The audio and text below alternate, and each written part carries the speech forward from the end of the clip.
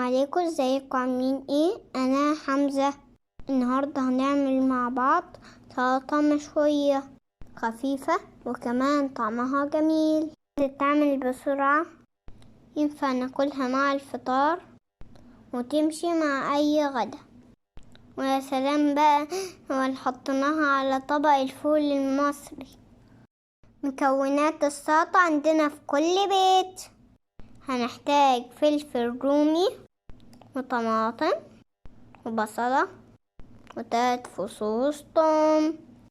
هنغسلهم كويس ونحطهم في طاسة على النار ونغطي عليها ونهليها على نار هادية خالص، وكل شوية نقلب في الخضار. والحابين تدخلوها الفرن مش مشكلة، بس احنا عملناها بأسرع طريقة.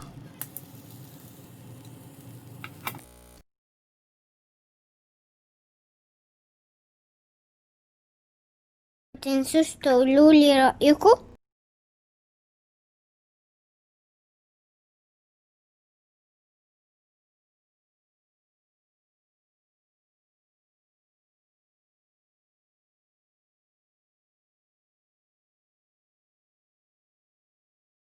بعد ما الخضار بقى يشوي من كل جنب، هنحطه بطبق ونغطيه بالستريتش او بكيس عشان نعرف نشيل القشرة تبع الخضار.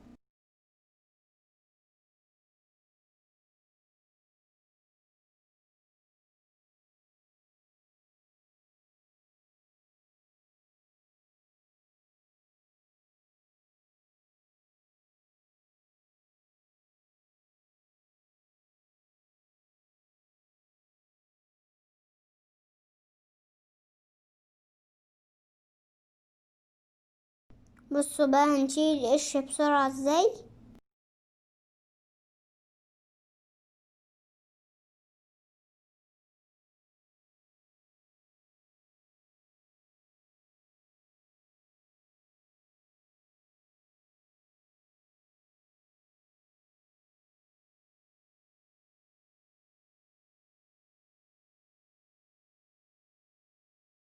دلوقتي بقى هنجيب الكبة، ولا عندنا خلاط مش مشكلة، هنحط كله مع بعضه ونضربهم كويس.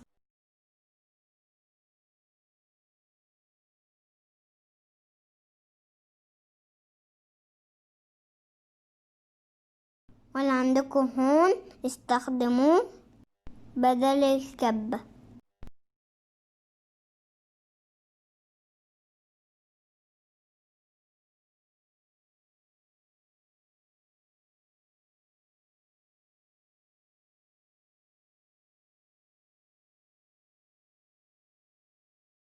بعد ما خلاص ضربناها، هنضيف عليها ملح وفلفل اسود ورشة كمون وكزبرة.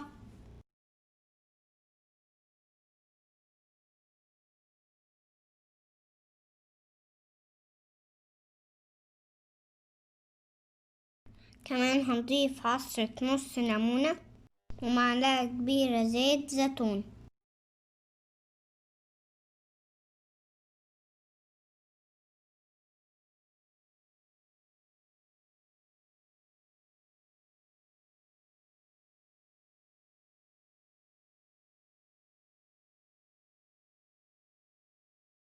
وخلاص كده بقت جاهزة معانا، لازم تجربوها تعجبكم جدا.